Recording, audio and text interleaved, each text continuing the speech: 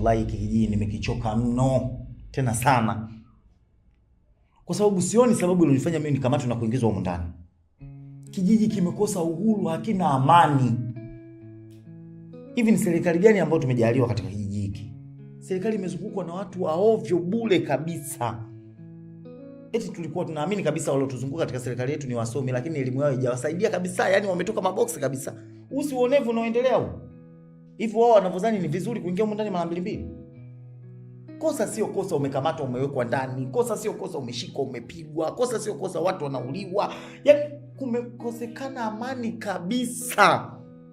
Yaani nimeacha kutimiza majukumu yangu nyumbani. Kazi zangu zimesimama. Mdogo wangu nimemwacha pale, hakuna cha maana nilichomwachia. Hivi unafikiri anakula nini yule?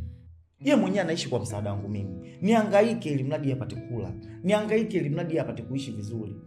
Leo nachukuliwa na kuja kuwekwa tu ndani bila kosa lolote.